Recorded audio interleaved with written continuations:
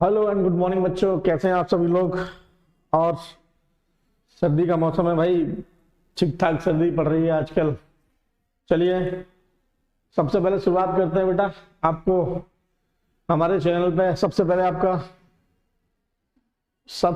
एक बड़ा सा वेलकम है।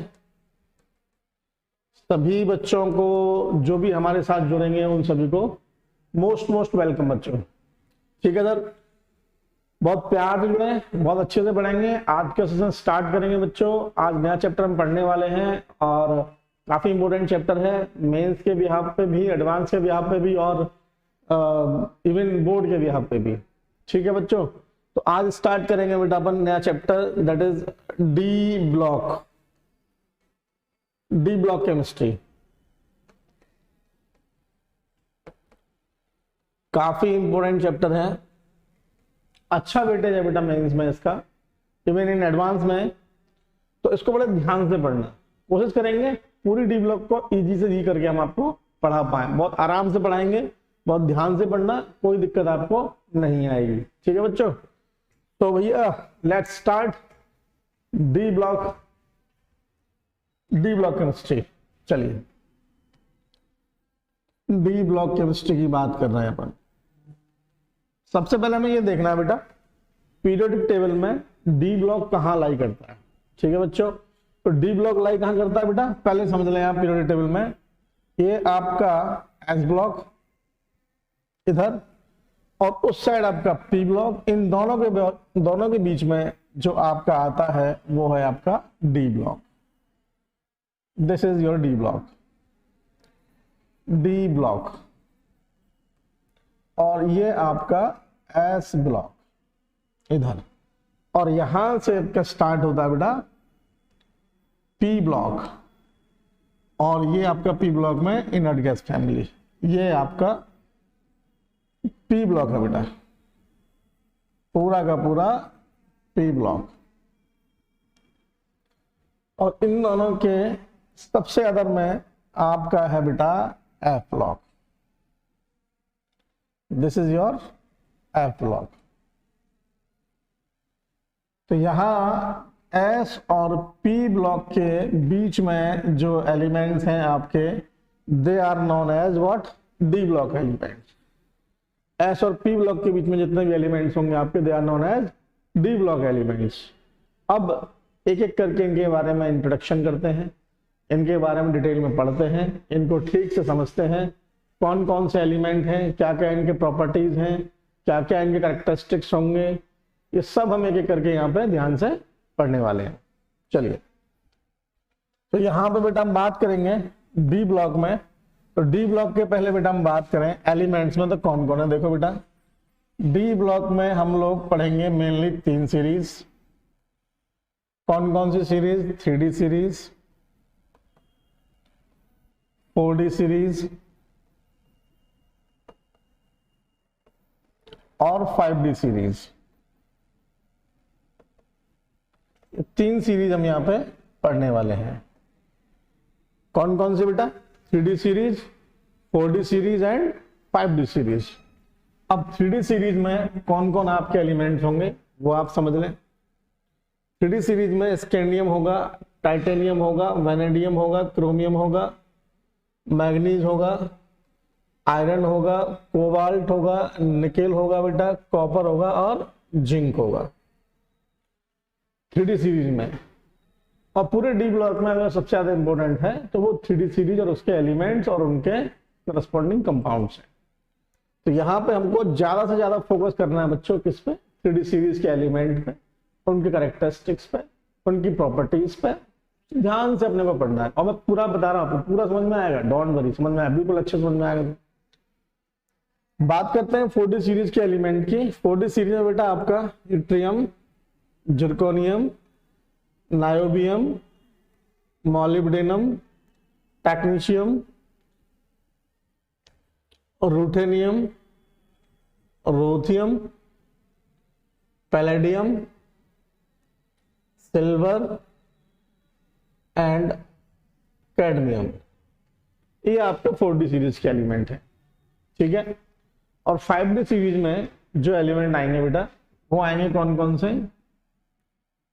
इट्रियम, जिरकोनियम, सॉरी ठीक है, एक मिनट, यहां आएंगे बेटा आपके lanthanum, hafnium, tantalum, tungsten, rhenium, osmium, iridium, platinum और मरकरी। थोड़ा सीरीज में लिख देते हैं।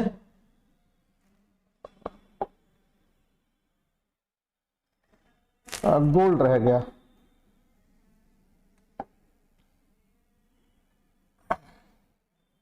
प्लेटिनम, गोल्ड एंड मरकरी, आपके पास में बेटा ये सीरीज है।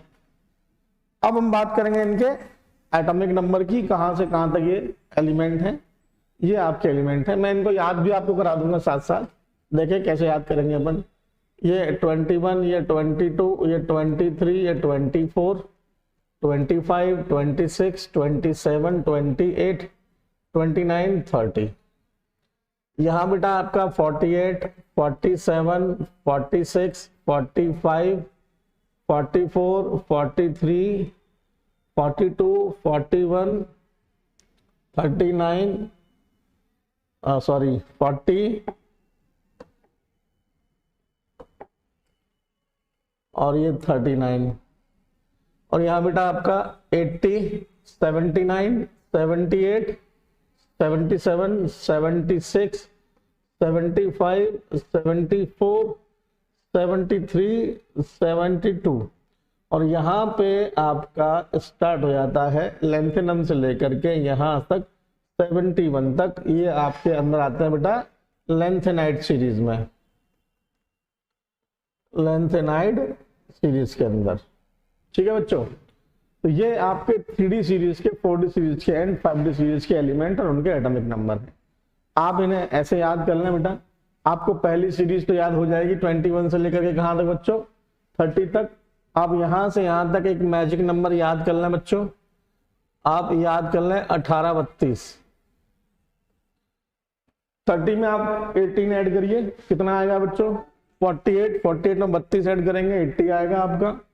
ऐसे आप यो करके चले आएंगे 18 और 32 ऐड करते हुए, तो आपका पूरी सीरीज में एटॉमिक नंबर आपको मिल जाएंगे।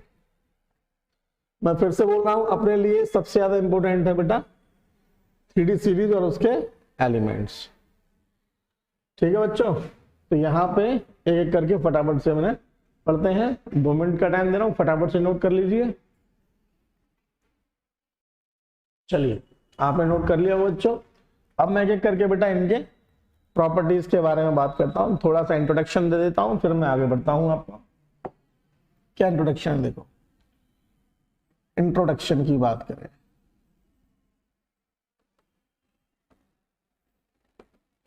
पहली बात,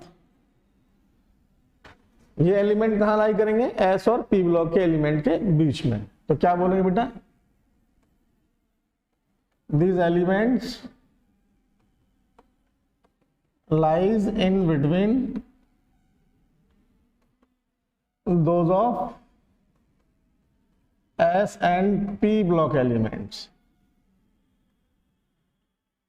जैसा कि मैंने बताया था भी आपको, यहाँ पे S ब्लॉक एलिमेंट थे, यहाँ पे D ब्लॉक एलिमेंट थे, यहाँ पे P ब्लॉक एलिमेंट थे, तो ये इनके बीच में लाई करते हैं बेटा D ब्लॉक एलिमेंट। दूसरी बात करें, डी ब्लॉक के एलिमेंट सारे मेटल्स होते हैं, all D block elements are metals and known as transition metals, और इनको अपन ट्रांजिशन मेटल्स कहते हैं, एक्सेप्ट किसको छोड़ के? Zinc, cadmium and mercury. जिनी कनाडा होगा, इनको छोड़ करके these are not considered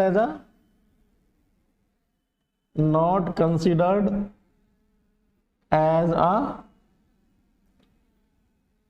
transition element। इनको अपन ट्रांजिशन एलिमेंट नहीं कहते हैं।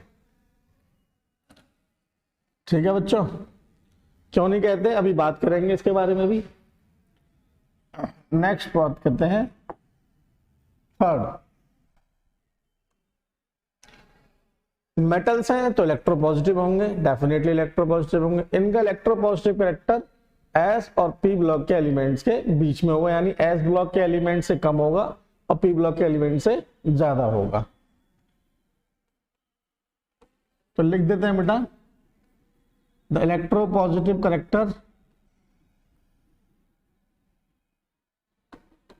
Character of D block elements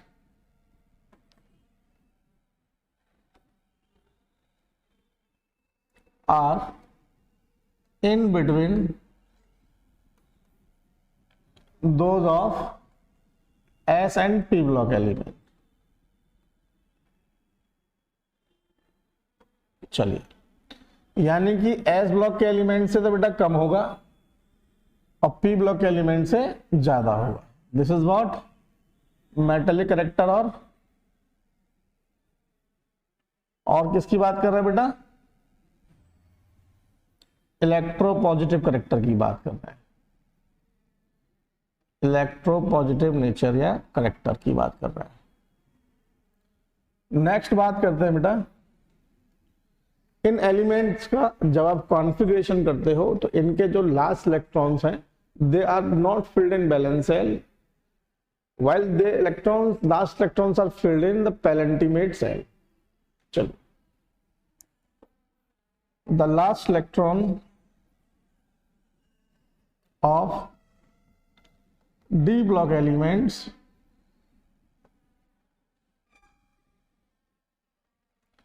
are filled in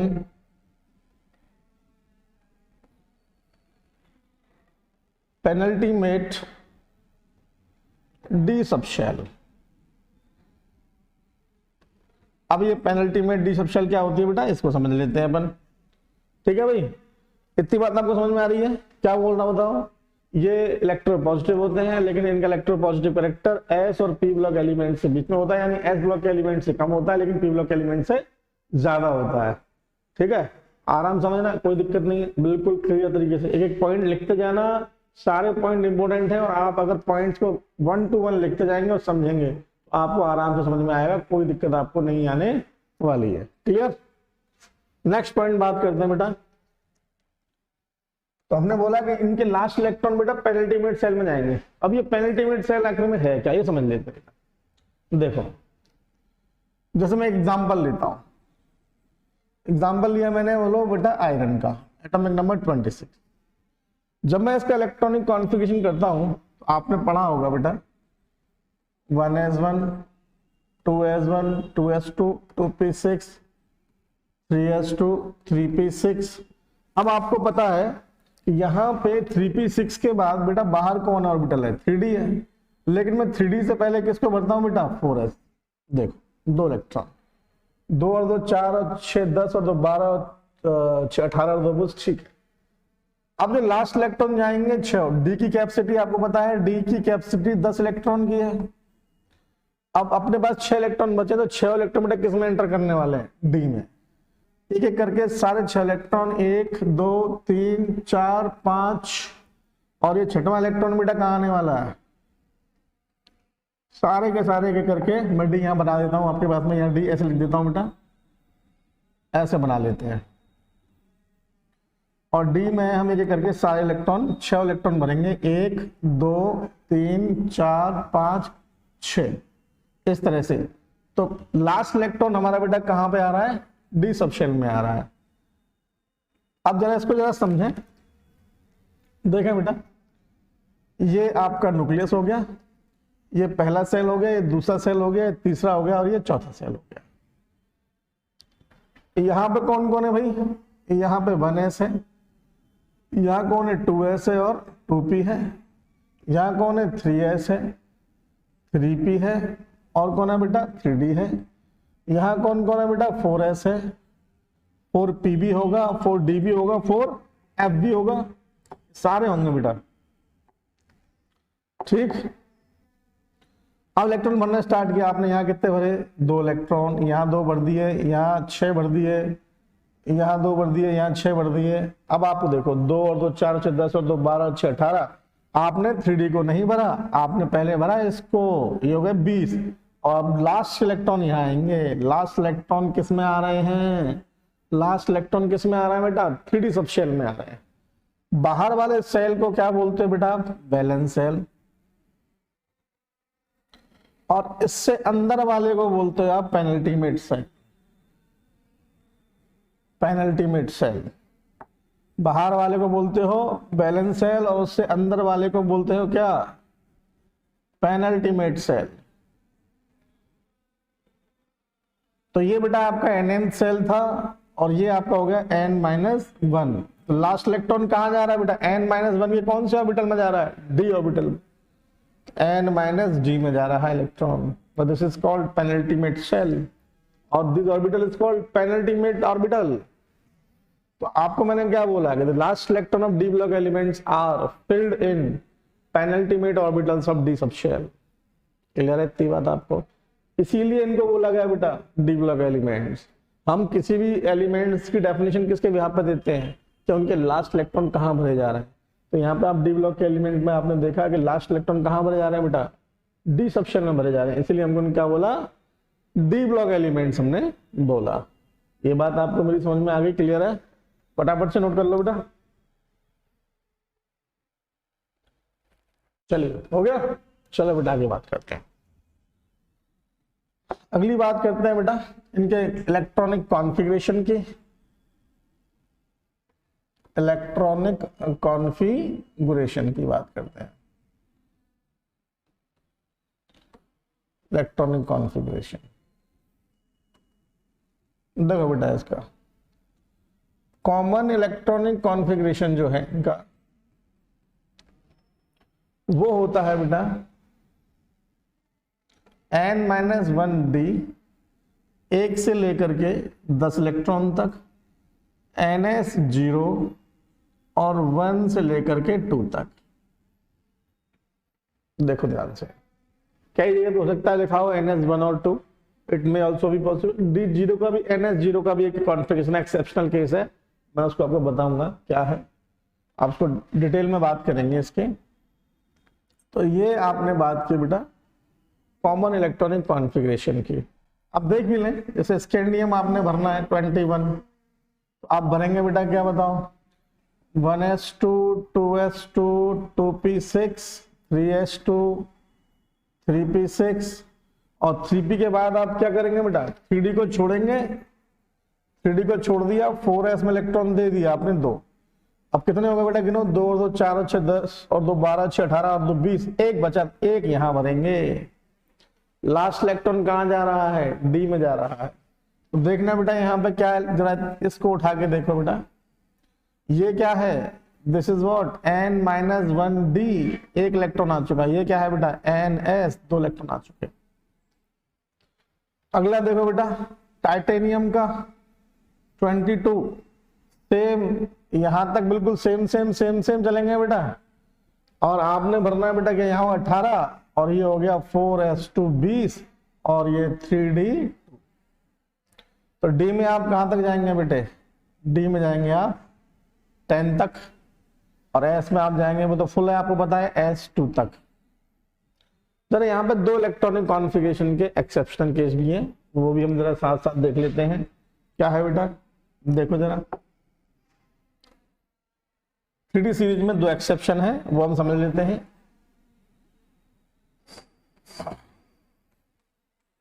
in 3D series, 3D series की बात की, हमारे पास में 2 एक्सेप्शनल केस है, क्रोमियम है और कॉपर है, 24 29। यहां जरा समझें क्रोमियम को 24, आप इलेक्ट्रॉनिक कॉन्फ़िगरेशन करें जैसे आप करते हैं उसी तरह से आप करिए बिल्कुल आराम से। 1s2 2s2 2p6 3s2 3p6। अब 3p6 आते क्या करना है आपको, 3d को छोड़ देना है। 3d को क्या करो बेटा, छोड़ दो। 3D को छोड़ दिया, 4s में 2 इलेक्ट्रॉन भर दिए, कितने बचे बेटे? 4 बचे, 4 बचे, 4 यहां भर दिए। लेकिन लेकिन लेकिन यहां समझे, आपने ये कॉन्फ़िगरेशन किया, आपसे गलती हो गई। क्या गलती हो गई जरा वो समझ लो। यहां देखो बेटा, ये ऑर्बिटल जो है आपकी वो स्टेबल कॉन्फ़िगरेशन को अलाउड नहीं कर रही है, स्टेबल कॉन्फ़िगरेशन नहीं है इसमें। कैसे नहीं है वो समझ लेते हैं बेटा। अपने पास एक रूल होता है स्टेबिलिटी ऑफ सबशेल का। क्या रूल होता है? रूल ये कहता है बेटा कि रूल ये कहता है कि सबसे ज्यादा स्टेबल होगी वो आपकी फुली फिल्ड ऑर्बिटल होगी। फुली फिल्ड सबशेल सबसे ज्यादा स्टेबल होगी, फिर हाफ फिल्ड होगी बेटा।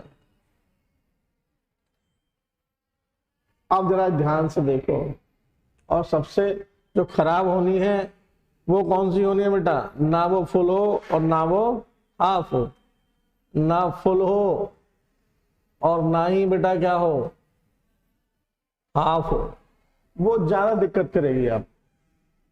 आप मुझे बताओ जरा इसको देख करके, क्या 4s का जो सबशेल है वो कंप्लीटली फील्ड है? यस, कंप्लीटली फील्ड है। स्टेबल है? यस, स्टेबल है, कोई दिक्कत की बात नहीं है। लेकिन हमने बात की 3D को जरा ध्यान से देखो, क्या ये फुल है बेटा? फुल है? नहीं, ये फुल नहीं है। क्या ये हाफ है? नहीं, ये हाफ भी नहीं है। कैसा है बेटा?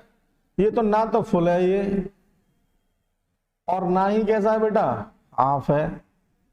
तो ये तो बेटा क्या हो गया, अपने लिए गड़बड़ हो गई, ये तो स्टेबल है ही नहीं।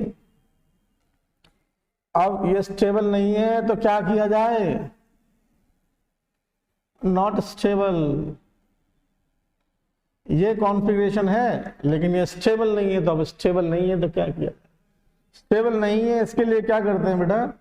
इसके लिए अपन क्या करते हैं कि ये अपने पड़ोसी से मदद मांगता है 4s से, तो कहता है भाई एक इलेक्ट्रॉन तू मुझे दे दे, तो तू हाफ फील्ड स्टेबल रहेगा और मैं भी हाफ फील्ड स्टेबल हो जाऊंगा, हम दोनों क्या है स्टेबल हो जाएंगे। अभी मैं तकलीफ में, तू मुझे एक इलेक्ट्रॉन दे दे।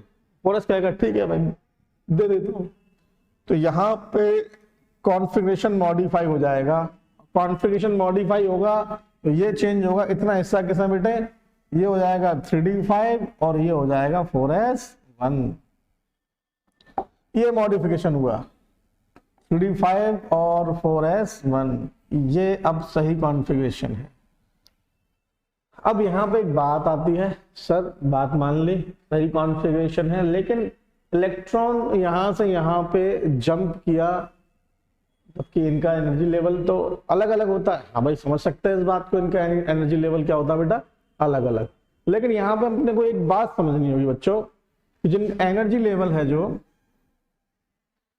एनर्जी है 3D की और 4s की एनर्जी में बहुत ज्यादा डिफरेंस नहीं होता, इसीलिए इसके इलेक्ट्रॉन आसानी से एक दूसरे में शिफ्ट कर जाते हैं।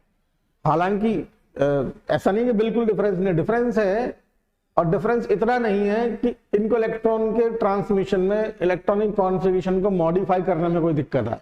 समझ रहे हैं मेरी बात? बहुत ज्यादा गैप नहीं है, गैप तो है लेकिन बहुत ज्यादा गैप नहीं है। तो यहाँ पे इलेक्ट्रॉन आराम से क्या हो गए बेटे, शिफ्ट हो गए। और इसके बारे में भी अपन बहुत डिटेल में बात कर सकते हैं, लेकिन अभी तुम्हारे लेवल में मुझे लगता है इसकी जरूरत नहीं है। आप फिलहाल ये समझ लें कि इनकी एनर्जी गैप बहुत ज्यादा नहीं होते हैं, इस वजह से यहाँ इलेक्ट्रॉन क्या कर गए, आपस में शिफ्ट हुआ, इलेक्ट्रॉनिक कॉन्फ़िगरेशन मॉडिफाई हो गया अनस्टेबल से किसकी ओर बेटा, स्टेबल से। ये अभी कैसा है बेटा, ये वाला कॉन्फ़िगरेशन कैसा है, इट इज व्हाट, अनस्टेबल। और ये कैसा कॉन्फ़िगरेशन है बेटा, स्टेबल कॉन्फ़िगरेशन। ठीक है, अभी इतना समझते हैं, आप नोट करो फटाफट जल्दी से।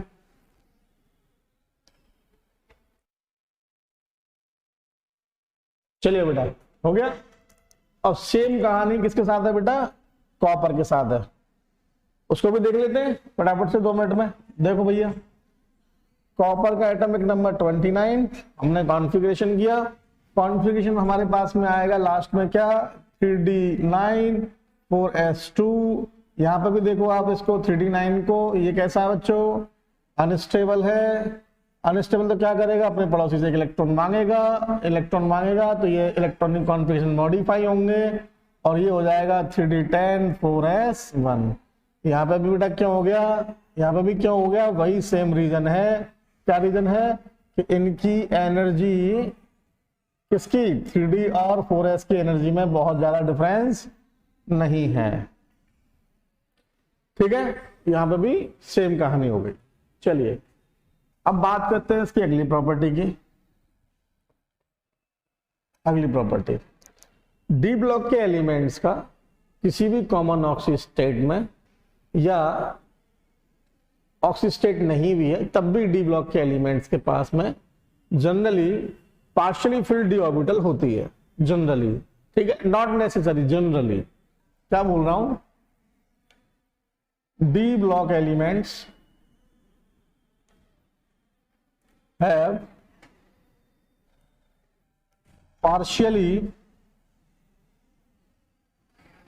partially filled d orbitals in their common oxidation state or in their atomic state.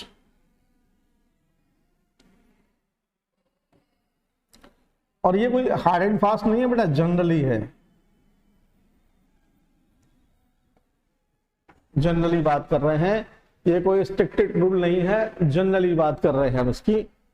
ठीक है, अब जरा चलते हैं बेटा थोड़ा सा और आगे, तो हम जरा फटाफट से अगला बोर्ड ले लेते हैं और अगले बोर्ड पे अपन बेटा डी ब्लॉक के एलिमेंट्स को एक बार फिर यहां पे लिख लेते हैं।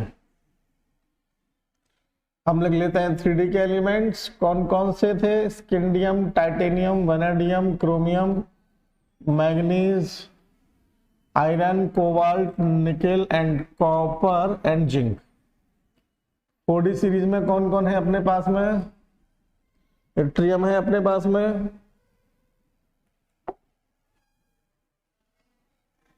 Copper, nickel, copper and zinc.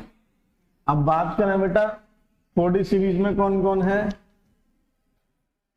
4D series में आपके पास में ये है, देखो ऐसे आप कैसे याद कर सकते हो, देखो जरा, साइंस टीचर वनीता कृपलानी मांगे फीस कोई नहीं कुछ जानता, तो मैं लिख देता हूं,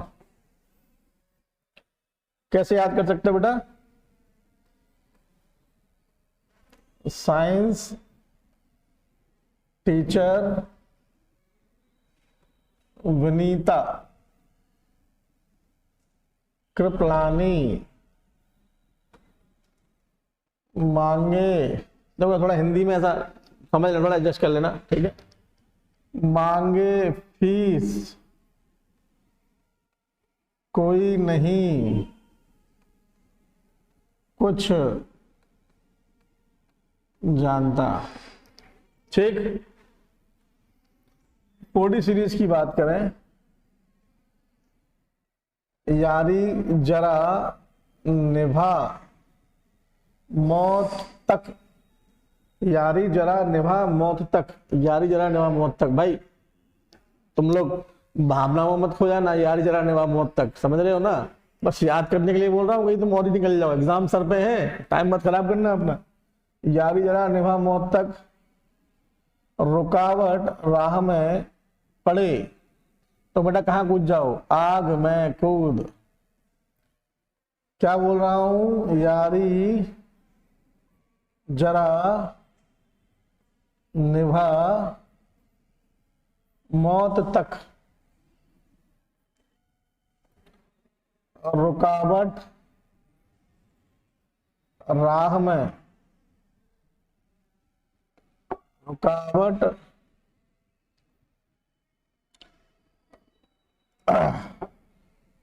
रुकावट अब सही है, राह में पड़े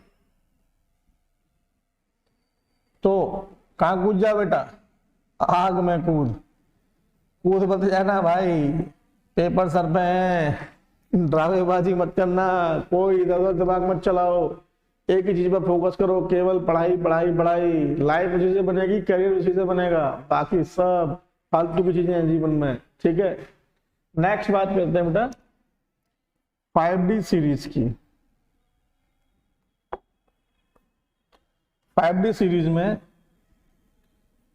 ला हफ्ता, ला हफ्ता, हफ्ता समझते हो, पैसा पैसा। पुराने टाइम पे आपको पता है कि मूवियों में क्या होता था, एक वो सरदार, वो गंजा वाला सरदार ऐसे करके टोपी लेके बोले इसमें पैसे डाल दो, सभी दुकान वाले तो डरते थे उससे सभी, सरदार सरदार सरदार, हफ्ता, वही हफ्ता, पैसे उगाई वाला हफ्ता, ला हफ्ता। वरना रे, और किससे कह रहे हैं पता है, ओसामा बिन लादेन से। ये ऐसे कमीने डी ब्लॉक के एलिमेंट किससे मांग रहे हफ्ता, ओसामा बिन लादेन से। ला हफ्ता वरना रे ओसामा, इधर पिटाई और होगी। लिख देता हूं बेटा, ला हफ्ता, ये दोनों मिला के ना, वरना रे ओसामा, इधर। हिंदी बेटा गड़बड़ है, ऐसे ही समझ लेना, थोड़ा सा मन की आंखों का इस्तेमाल करो। इधर पिटाई और होगी। ओसामा से कह रहे हैं बेटा पैसा दे दे, नहीं तो बहुत मार पड़ेगी। अब ओसामा कह रहा हूं कहाँ चक्कर में पड़ गया हमें भैया, ले लो भाई, तुम पैसे ले लो भाई, मार मत लगाओ, ठीक है। ये आपके पास में डी ब्लॉक के एलिमेंट्स याद करने का तरीका है। आराम से क्या कर सकते हो बेटा, याद कर सकते हो इनको, डी ब्लॉक के एलिमेंट्स को। बात समझ में आ रही है आपको? तो ये आपके पास बेटा ये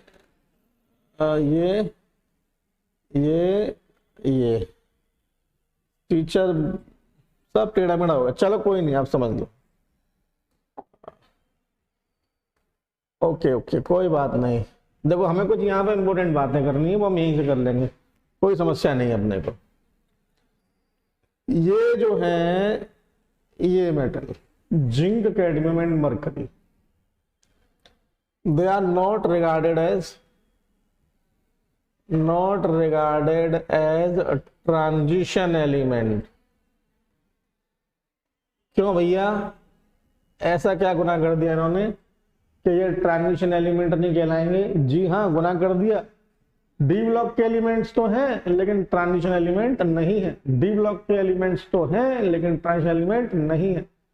ट्रांजिशन एलिमेंट होने के लिए जरूरी था कि इनके पास में पार्शियली फिल्ड डी ऑर्बिटल होनी चाहिए, लेकिन आपको पता है जिंक का कॉन्फ़िगरेशन 3d10 4s2, कैडमियम का कॉन्फ़िगरेशन 4d10 4s2, इसका कॉन्फ़िगरेशन 5d10 4s2।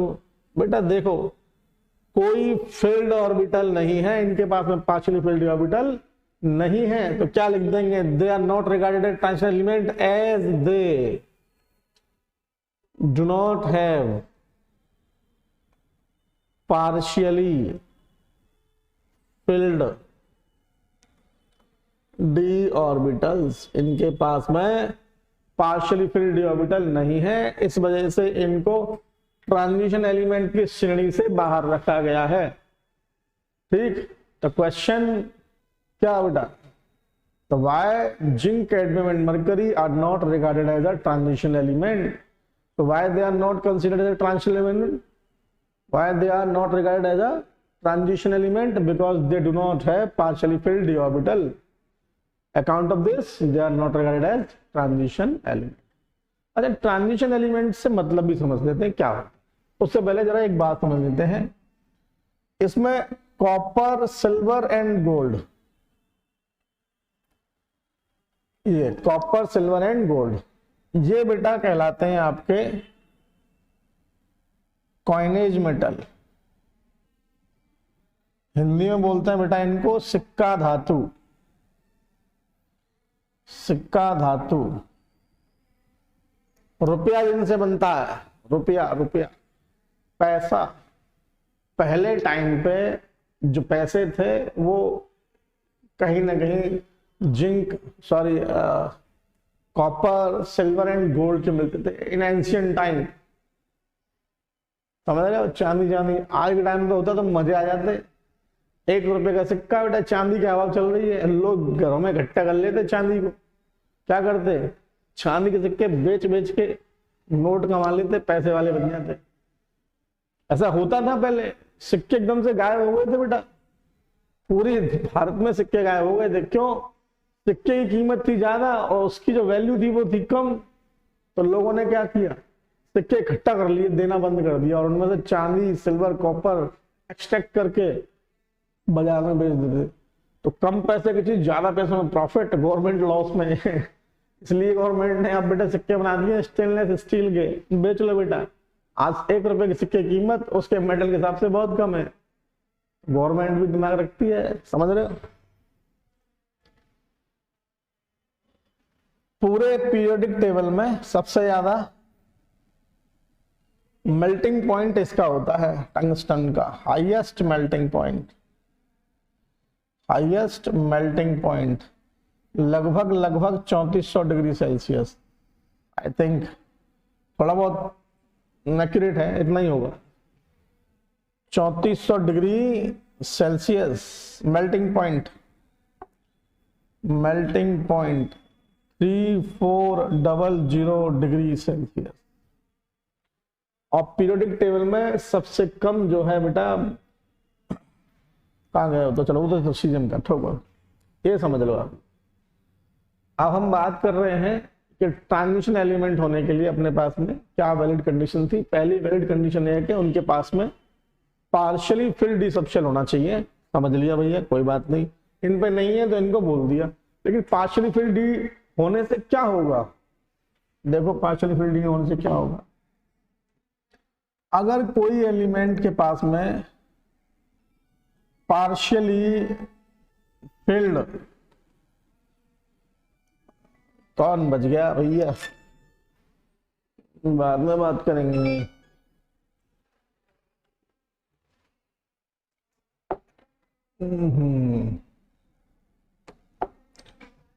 तो बेटा देख लेते हैं पार्शियली फिल्ड डी सबशेल होने से क्या होगा। अगर किसी एलिमेंट के पास में पार्शियली फिल्ड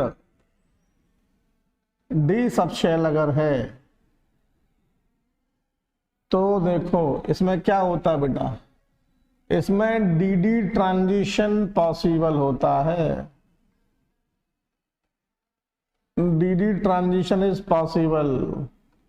इसी डी ट्रांजिशन की वजह से ही एलिमेंट्स को क्या बोलते हैं बेटे? ट्रांजिशन एलिमेंट्स बोला जाता है। मान लो ये डी सबशेल है और डी में आपको पता है 2 सेट होते हैं बेटा ऑर्बिटल्स के। एक को कहते हैं ईजी सेट, एक को कहते हैं T2G सेट। अगर यहाँ इलेक्ट्रॉन है तो ये इलेक्ट्रॉन बेटा क्या कर सकता है? एनर्जी लेके यहां से कहां भाग सकता है? हायर एनर्जी लेवल पे। तो ये डी में ही इलेक्ट्रॉन की क्या होती है बेटा? शिफ्टिंग हो जाती है। इसी को बोलते हैं डी ट्रांजिशन। और ये कब पॉसिबल होगा? तब यहाँ डी में इलेक्ट्रॉन 1 से लेकर के 9 तक होंगे। पार्शियली फिल्ड डी ऑर्बिटल होनी चाहिए। पार्शियली फिल्ड डी ऑर्बिटल होनी चाहिए बेटा, तभी हो सकता है, अदरवाइज नहीं होगा। और इन केस ऑफ क्या बोलो, जिंक कैडमियम एंड मरकरी, उनके पास तो पार्शियल फिल्ड डी ऑर्बिटल है ही नहीं, तो डी इलेक्ट्रॉन में ट्रांसमिशन नहीं हो सकता। डी ऑर्बिटल में इलेक्ट्रॉन का ट्रांसमिशन नहीं हो सकता, इसलिए they are not regarded as a transition element. और भी इसके कई कॉन्सिक्वेंस है बेटा, कलर प्रॉपर्टी वगैरह इससे एक्सप्लेन करेंगे डी ट्रांजिशन से। और बहुत कुछ होता है इसमें, स्प्लिटिंग वगैरह वगैरह और भी बहुत सारी बातें हैं, बात करेंगे। और कुछ चीजें कोऑर्डिनेशन कंपाउंड में डील करते हैं अपन, कुछ चीजें हम आपको यहीं बता दें। चलो बेटा इतनी बात कर ली आप लोगों को, कोई दिक्कत? नोट करो फिर भैया अगली प्रॉपर्टी चलते हैं। चलो बच्चों आगे बढ़ते हैं, आगे बात करते हैं अब जरा उनकी जनरल कैरेक्टरिस्टिक्स की बात करते हैं, general property of D block elements की बात करते हैं। जनरल प्रॉपर्टीज और characteristics of D block elements.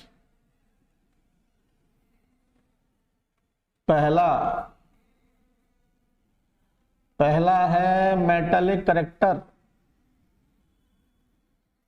Metallic character मैंने बेटा आपको पहले बताया है, डी ब्लॉक के एलिमेंट्स क्या होते हैं बेटा, मेटालिक होते हैं नेचर में, ये आपको हमने बता दिया। सो बेटा इसमें पहला point, yes all D block elements, all D block elements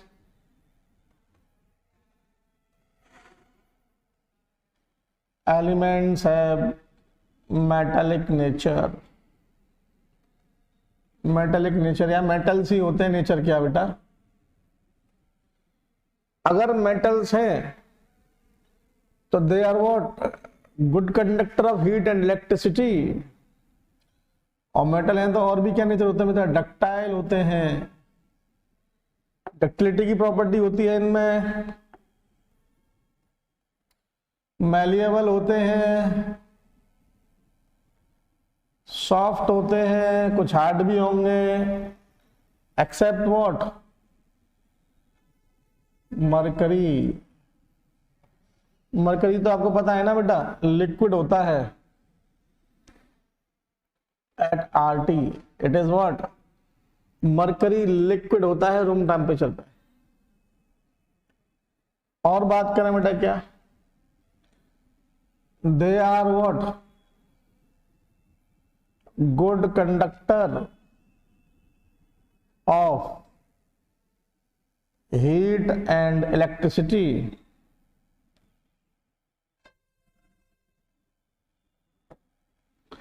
भाई मेटल्स हैं तो हीट को भी कंडक्ट करेंगे और इलेक्ट्रिसिटी को भी कंडक्ट करेंगे।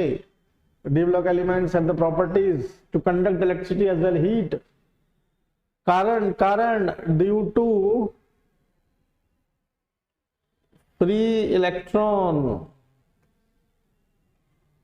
और कह लो इनको क्या बेटा, delocalise electron on their surface। Metals की सरफेस पे फ्री इलेक्ट्रॉन्स क्लाउड मूव करता रहता है, इस वजह से ये बेटा गुड कंडक्टर होते हैं हीट एंड इलेक्ट्रिसिटी के। और क्या प्रॉपर्टी बेटा इनके बारे में, ये और बेटा बता दूं आपको, अगर मैं बात करूं मेटेलिक कैरेक्टर की तो सबसे ज्यादा जो मेटल कैरेक्टर होता है वो सिल्वर, फिर होता है कॉपर, फिर होता है गोल्ड, फिर होता है aluminium.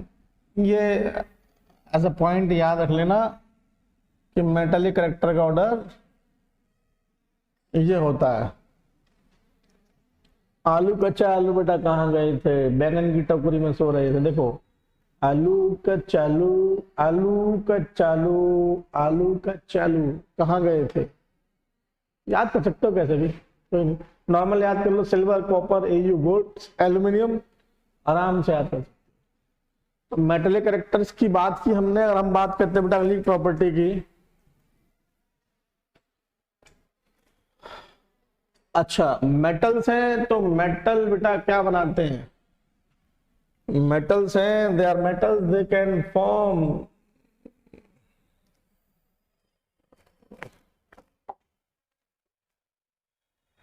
metallic bonding।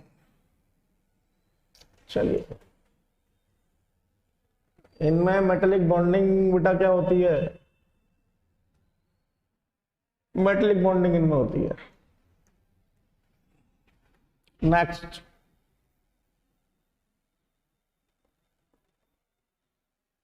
Metallic bonding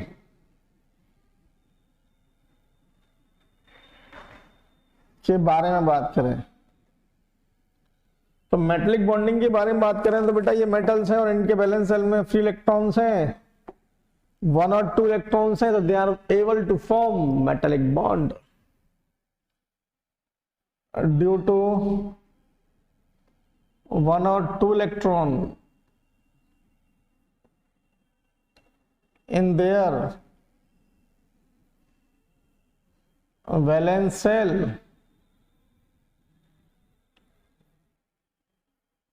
They form metallic bond and metallic crystals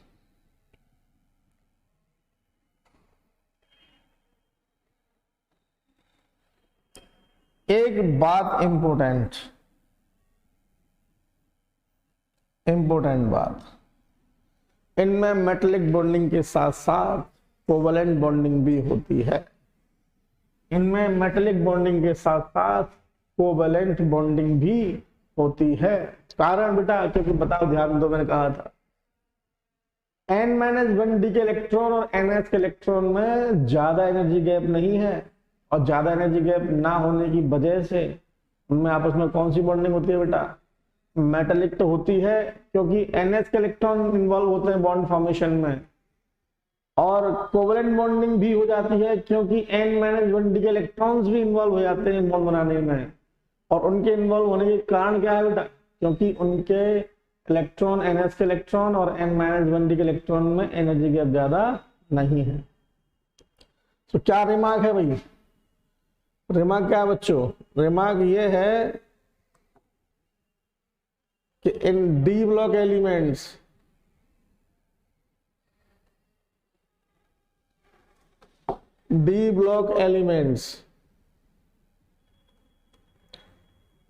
covalent bond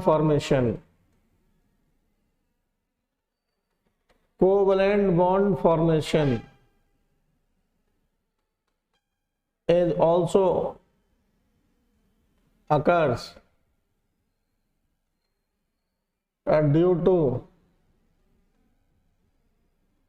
participation of electrons of N-1d orbitals,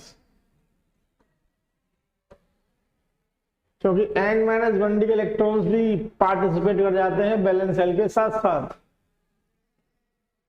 because of less energy gap between NS electron and N-1d electrons. ये मैं आपको बता चुका हूं पहले, और बेटा ये बहुत इंपॉर्टेंट पॉइंट है, बहुत इंपॉर्टेंट पॉइंट है। डी ब्लॉक के एलिमेंट जो है बेटा मेटलिक बॉन्डिंग तो बनाते ही हैं, साथ साथ कोवलेंट बॉन्ड फॉर्मेशन भी करते हैं। उसका कारण है कि जो वैलेंस शेल के इलेक्ट्रॉन है वो आयनिक बॉन्ड बनाने में सक्षम है, और जो अंदर वाले इलेक्ट्रॉन है N-1d के इलेक्ट्रॉन, वो भी बेटा बॉन्ड बनाने से नहीं चूकते, क्योंकि वो भी उतावले बॉन्ड बनाने के लिए, क्योंकि उनकी एनर्जी और 4s की एनर्जी में बहुत ज्यादा डिफरेंस नहीं है। वो समझना होगा अपने को, इसलिए मैंने यहाँ पे एक इंपॉर्टेंट रिमार्क लिखा दिया आप लोगों को कि भैया डी ब्लॉक एलिमेंट्स जो हैं वो मेटलिक बॉन्डिंग के साथ साथ कोवलेंट बॉन्डिंग भी बनाते हैं, और इसी कारण से, इसी वजह से इनके मेल्टिंग और बॉइलिंग पॉइंट एस ब्लॉक के एलिमेंट से क्या होता है बेटा? ज्यादा। यही कारण है कि मेल्टिंग पॉइंट की बात करो तो बेटा डी ब्लॉक के एलिमेंट्स के ज्यादा होते हैं, किससे बोलो? एस ब्लॉक के एलिमेंट से। ये मैं आपको बताऊंगा आगे, जब मैं मेल्टिंग एंड बॉइलिंग पॉइंट पढ़ाऊंगा तो इसको डिटेल में अपन डील करेंगे, ठीक है? इतना नोट करो फटाफट से, ठीक है बच्चों? तो नेक्स्ट प्रॉपर्टी की बात करते हैं, that is density of D block element.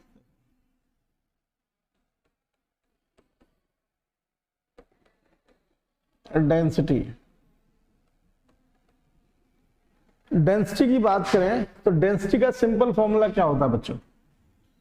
तो density equal to mass over volume, ठीक है?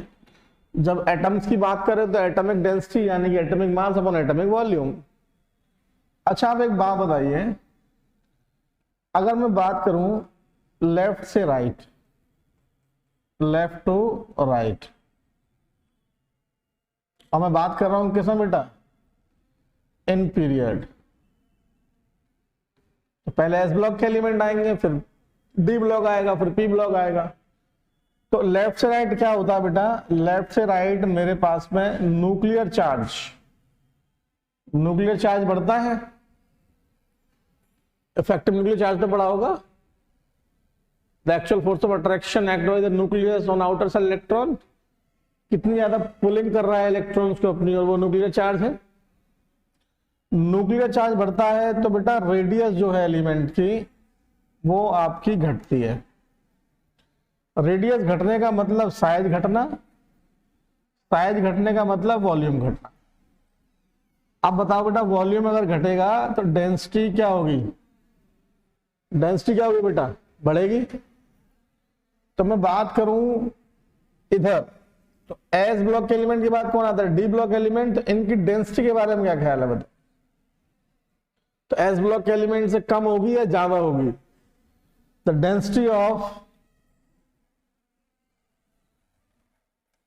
Density of D block elements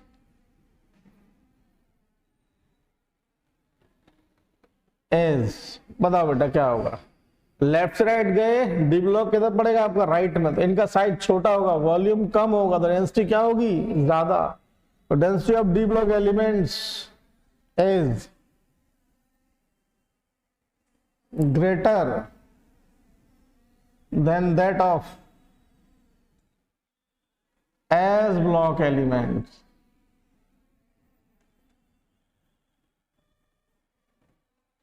तो डेंसिटी हमने देखा कि बेटा डी ब्लॉक एलिमेंट्स की ज्यादा है, किससे, एस ब्लॉक एलिमेंट से। अब ज्यादा तो है, अगर मैं यहां पर देखूं लेफ्ट से राइट क्या होगा तो वो भी समझ लेते हैं बेटा।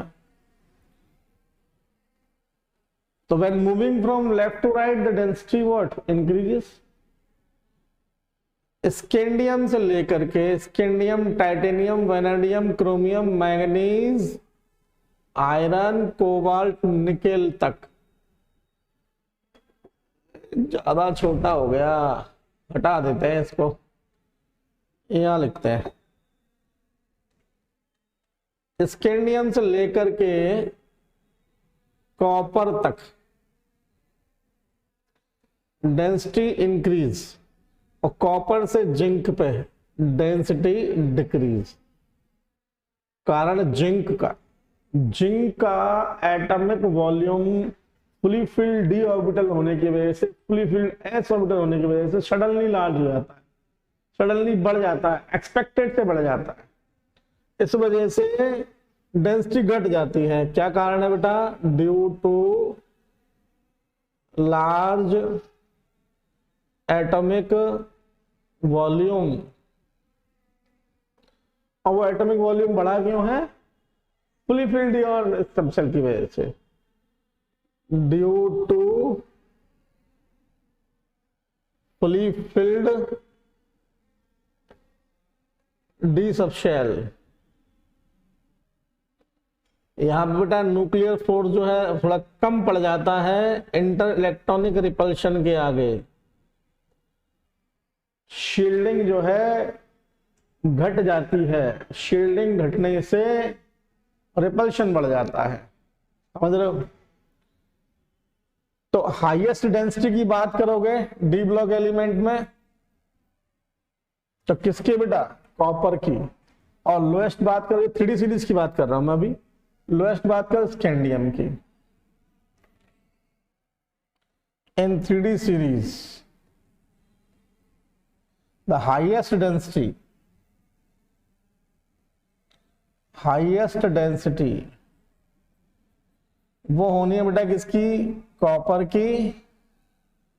एंड लोएस्ट डेंसिटी जो होनी है, लोएस्ट डेंसिटी जो होनी है वो होनी है स्कैंडियम की। मेरी बात आपको समझ में आ रही है? लेफ्ट से राइट जाएंगे तो डेंसिटी बेटा आपकी घटती है ड्यू टू, सॉरी डेंसिटी बढ़ती है due to decrease in atomic volume.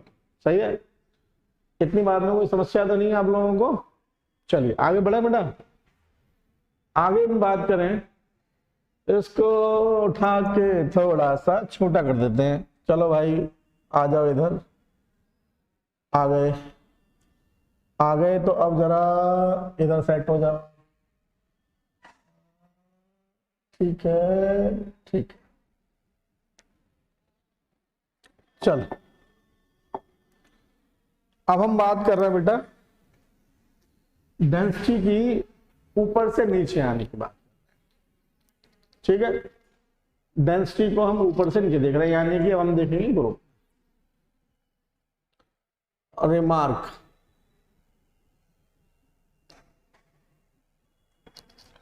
ऊपर से नीचे आते हैं तो डेफिनेटली साइज बेटा बढ़ता है, लेकिन मास भी बढ़ता है। डोमिनेंट फैक्टर मास हो जाता है। 3D के एलिमेंट से बड़ा होगा 4D के एलिमेंट का डेंसिटी,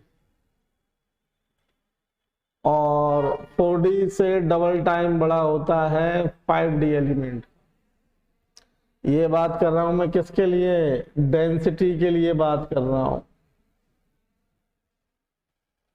अब यहां पे ऐसा क्या हो गया सर, ये डबल टाइम्स क्यों बढ़ गया? यहां पे ऐसा क्या हो गया? यहां बेटा क्या है,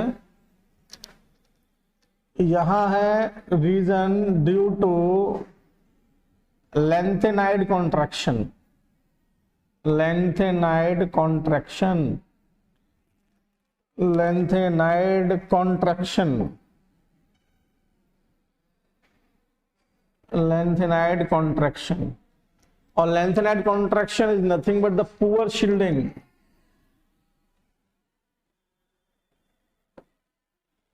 poor shielding caused by f electrons, और f ऑर्बिटल कह लो, f इलेक्ट्रॉन्स। पुअर शील्डिंग होने की वजह से बेटा यहां पे डेंसिटी डबल टाइम बढ़ जाती है।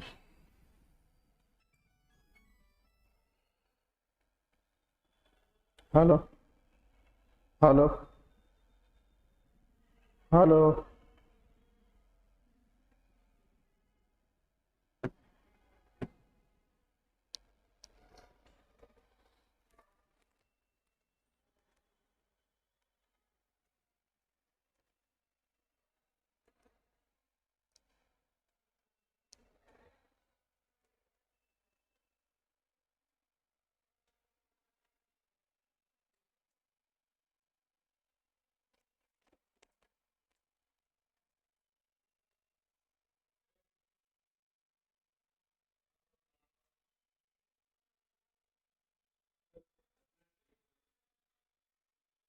कितने प्रैक्टिकल बचे हैं अभी?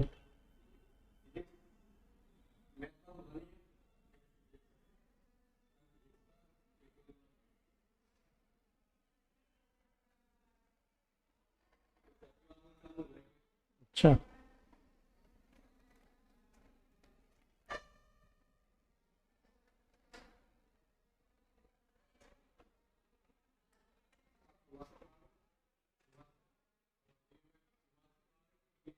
शुरुआत से गया आगे हो, और बच्चे बाहर के देखने में समझ में नहीं आएगा ना कुछ भी। तो पहले लेक्चर से स्टार्ट करा मैंने बिल्कुल जीरो से, तो सबको समझ में आएगा। नोट्स बनाते हैं ना प्रॉपर। ठीक, दोबारा आता हूँ, कुछ बात बतानी थी भूल गया। ठीक है भाई, तो यहाँ पे देखो 5D के एलिमेंट का डेंसिटी क्या होता है? डबल, कारण बताया due to lanthanide contraction, it is nothing but the poor shielding caused by F electron. Poor shielding होने की वजह से क्या होगा? पुअर शील्डिंग होने की वजह से न्यूक्लियर चार्ज बहुत बढ़ जाएगा। डी से भी ज्यादा होती है पुअर शील्डिंग। बेटा शील्डिंग की बात करो तो शील्डिंग सबसे ज्यादा शील्डिंग किसकी होती है बेटे? सबसे ज्यादा शील्डिंग किसकी होती है?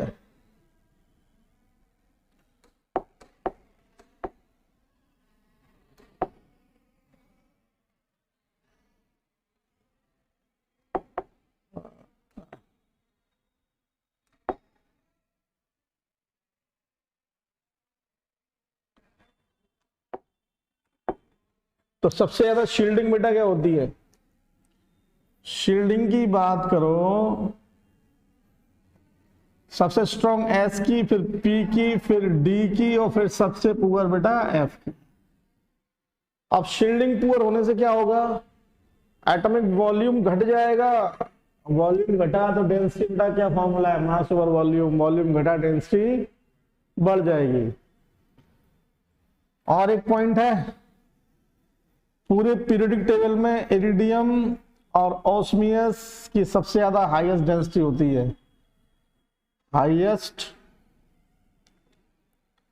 Density in periodic table. Density वाला टॉपिक बेटा आपको क्लियर हो गया होगा। आप फटाफट से इस टॉपिक को क्या करो, नोट कर लो, और फिर मैं अगले टॉपिक पे आता हूं। चलिए नोट करिए। चलो बच्चों, नोट कर लिया आप लोगों ने? अगले टॉपिक की ओर बढ़ते हैं। चलो अब बात करेंगे बेटा अगला टॉपिक, अपने पास एटॉमिक रेडियाई की। Atomic radii, radius. तो रेडियस की बात करें बेटा, पहला पॉइंट, इनका रेडियस एस ब्लॉक के एलिमेंट से कम होगा। पता है आपको, क्यों पता है बताओ? लेफ्ट से राइट जाएंगे तो न्यूक्लियर चार्ज बढ़ेगा, न्यूक्लियर चार्ज बढ़ेगा तो रेडियस क्या होती है बेटा? कम होती है। तो एस ब्लॉक एलिमेंट से इनकी रेडियस क्या होगी बेटा? कम होगी डी ब्लॉक के एलिमेंट्स की रेडियस। दूसरी बात, लेफ्ट से राइट डी ब्लॉक में बात करें, इन 3D सीरीज और 4D and 5D,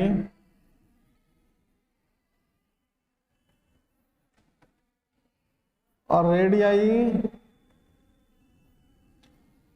first decreasing up to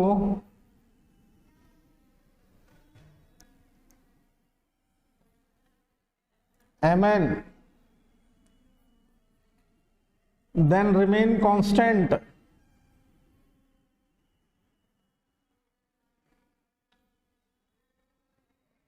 up to nickel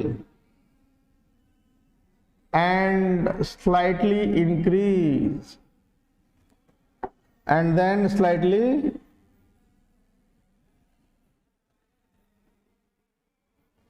increases up to zinc. यानी कि इरेगुलर ट्रेंड है, इरेगुलर ट्रेंड्स हैं बेटा रेडियाई में, और रेगुलर ट्रेंड नहीं है, इरेगुलर ट्रेंड्स है। ये वेरिएशन क्यों है इसको अपन समझ लेते हैं। क्या ऐसा हो गया कि पहले रेडियाई घटी, फिर remain constant and then increase slightly? देखो भाई, स्कैंडियम से लेकर के scandium, titanium, vanadium, chromium, manganese, atomic number बेटा 21, 22, 23, 24 और 25। एज यूजुअल जब आप लेफ्ट से राइट मूव करते हो तो आपको पता है न्यूक्लियर चार्ज आपका बढ़ता है, न्यूक्लियर चार्ज बढ़ता है।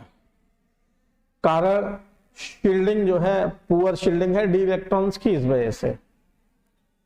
ठीक, न्यूक्लियर चार्ज बढ़ने से आपका रेडियाई घटती है। और यहां भी देखें तो कोई भी रिपल्शन कॉज नहीं है, सभी इलेक्ट्रॉन्स अनपेयर्ड हैं। जरा ध्यान से देखें इसका कॉन्फ़िगरेशन बेटा, 3D1, 3D2, 3D3, 3D5 and 3D5। अभी आप क्या देख रहे हैं, डी में अभी तक कोई भी इलेक्ट्रॉन पेयर नहीं हुआ, यानी कि इलेक्ट्रॉन इंटर इलेक्ट्रॉनिक रिपल्शन अभी स्टार्ट नहीं हुआ। ग्रेजुअली न्यूक्लियर चार्ज बढ़ा पुअर शील्डिंग की वजह से, और रेडियाई लगातार डिक्रीज होती गई। लेकिन जैसे ही आप पहुंचे बेटा किस पे बेटा, आयरन, कोबाल्ट और निकेल की बात करो, तो अब न्यूक्लियर चार्ज तो ग्रेजुअली बढ़ ही रहा होगा, नो डाउट बढ़ रहा होगा भाई, बढ़ रहा है, सही है, बढ़ेगा और बढ़ना भी चाहिए।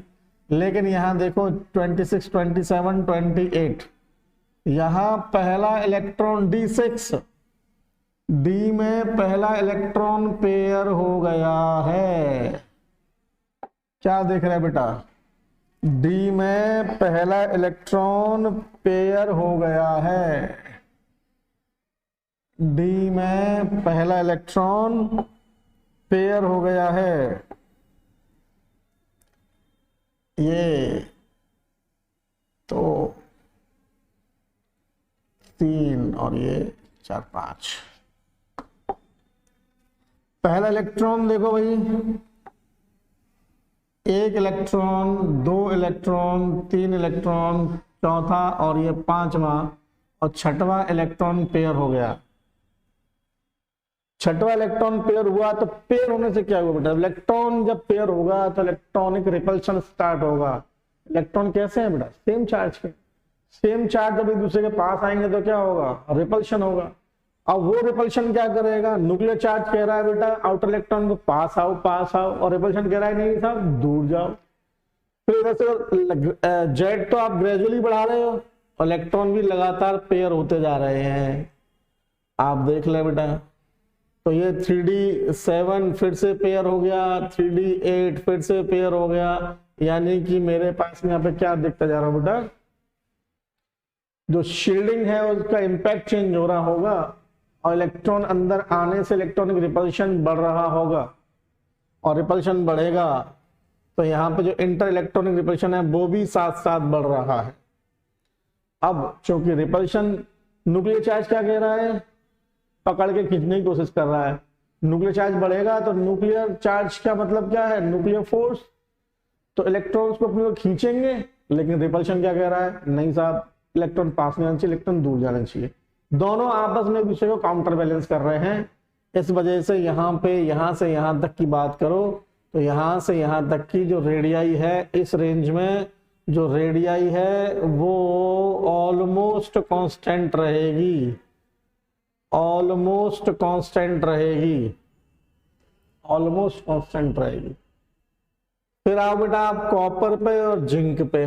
This is what 29 and this is 30। और कॉपर जिंक पे आने का मतलब आप देखेंगे कि सारे electrons, all electrons will get paired in D subshell. सारे इलेक्ट्रॉन देखो, यहाँ क्या हो गया? 3D10। यहाँ पे क्या हो गया बेटा? 3D10। आप ध्यान से देखो, डी में सारे इलेक्ट्रॉन्स क्या हो गए बच्चों? पेयर हो गए। और डी में सारे इलेक्ट्रॉन्स पेयर होने से हमने को क्या है बताओ? जो रिपल्सिव फोर्सेस हैं वो बेटा क्या हो गए? डोमिनेंट हो गए किस पे? न्यूक्लियर चार्ज पे। और ऐसा होने से यहां से यहां तक बताओ क्या हुआ? यहां से यहां तक क्या हुआ? जो न्यूक्लियर चार्ज था वो कमजोर पड़ गया किस पर बेटा? इंटर इलेक्ट्रॉनिक रिपल्शन पर। रिपल्शन हावी हो गया। रिपल्शन हावी होने से रेडियस हल्की सी बढ़ गई। इस तरह का ट्रेंड हमने देखा बेटा 3D में, 4D में, 3D की सीरीज में बात कर रहे हैं अभी। तो अगर मैं इसको ग्राफिकली समझना चाहूं तो मैं समझ सकता हूं, नो प्रॉब्लम। कैसे? अगर मैं एक साइड ले लूं बेटा क्या? रेडियाई, और दूसरी साइड ले लूं बेटा मैं क्या? यहाँ पे वेरिएशन ले लेता हूं एटॉमिक नंबर के साथ में। एक तरफ मैंने लिखा बेटा क्या? रेडियाई, और एक तरफ लिख लिया मैंने एटॉमिक नंबर। तो मैं क्या देखूंगा बेटा? सबसे ज्यादा रेडियस कुछ ऐसे स्टार्ट होने वाली है। मान लो यहां से स्टार्ट हुई, घटी, फिर ऑलमोस्ट कांस्टेंट, फिर स्लाइटली इंक्रीज। कुछ ऐसा वेरिएशन नजर आएगा बेटा। ये कौन? स्कैंडियम। ये कौन? टाइटेनियम। ये कौन बेटा? वेनेडियम। कौन बेटे? क्रोमियम। और ये कौन बेटे? मैंगनीज। ये मनफी कोनी। यहां देखो आप लोग, यहां पे देखो आप लोग, यहां पे आपने क्या देखा? अरे मेरा तो ग्राफिक गायब हो गया। चलो मैं पूरा दोबारा बना देता हूं, पूरा बना देते हैं दोबारा। यहां से ऐसे और ऐसे करके अब आप देखें बेटा, ये कौन, स्कैंडियम, ये कौन, टाइटेनियम, वेनेडियम, क्रोमियम, मैग्नीज। और देखें आप यहां से यहां तक रेडियस ऑलमोस्ट कांस्टेंट है। कौन कौन है, आयरन, और कौन, आयरन, और कौन बेटा, कोबाल्ट, और कौन बेटे, निकेल। रेडियस ऑलमोस्ट कांस्टेंट, और here what, this is copper and what, zinc. तो कुछ इस तरह का वेरिएशन नजर आएगा मेरे को। तो यहां पे आप देखें रेडियस ग्रेजुअली क्या हुई बेटा, यहां से डिक्रीज, यहां ऑलमोस्ट क्या है बेटा, रेडियस ऑलमोस्ट क्या है, कांस्टेंट है। इस रीजन में रेडियस क्या हुई है बेटा, स्लाइटली बढ़ गई है। इस रीजन में रेडियस क्या हुई है बेटा, इस रीजन में रेडियस ग्रेजुअली डिक्रीज हुई है। तो ये बेटा फिनोमेना है रेडियस का। तो मैंने आज आपसे बात करी बेटा, बहुत सारे पॉइंटों पे बात की मैंने। डी ब्लॉक का इनिशियली मैंने इंट्रोडक्शन दिया आपको, डी ब्लॉक एलिमेंट्स किसे कहते हैं वो मैंने बताया आपको, उनके एलिमेंट्स की कैरेक्टरिस्टिक्स मैंने बताया आपको, इलेक्ट्रॉनिक कॉन्फ़िगरेशन में बात की मैंने आपसे, मेटालिक बॉन्डिंग पे बात की आपसे, डी ट्रांजिशन पे बात की आपसे, ट्रांजिशन एलिमेंट कौन होते हैं, क्यों कहते हैं, वो मैंने आपसे बात की, उनके कैरेक्टरिस्टिक्स की बात की, मेटालिक स्ट्रेंथ की बात की मैंने आपसे, और मैंने आपसे बात की बेटा उनके रेडियस की। बची हुई प्रॉपर्टीज और बचे हुए phenomena we will take in lecture बेटा। अगली क्लास में हम डील करेंगे रिडक्शन पोटेंशियल्स के बारे में, मेल्टिंग एंड बॉइलिंग पॉइंट्स के बारे में, इनके alloy formation, interstitial compound formation, complex formation study करेंगे एंड मैनी मोर। बहुत सारी बातें हम करने वाले हैं। ज्यादा से ज्यादा 3 से 4-5 क्लास के अंदर, 4 क्लास के अंदर डी ब्लॉक खत्म हो जाएगा। आप रेगुलरली बेटा इसको प्रैक्टिस करें, आप इसे लिखते जाएं, नोट्स बनाते जाएं, याद करते जाएं, आराम से आप पे क्वेश्चंस हो जाएंगे। डिटेल्स की चिंता मत करो, कंटेंट में कोई कमी नहीं करेंगे। मिलते हैं अगली क्लास में, तब तक के लिए जय हिंद। थैंक यू बच्चों। फिर जाने से पहले एक बार और बोल देता हूँ भैया, सभी बच्चों को फिर से अगली क्लास के लिए पहले से ही बोल दे रहा हूँ बेटा, वेलकम। वो आएंगे तब तो बोल ही देंगे, अब अभी बोल देते हैं। बाय बाय बच्चों, थैंक यू।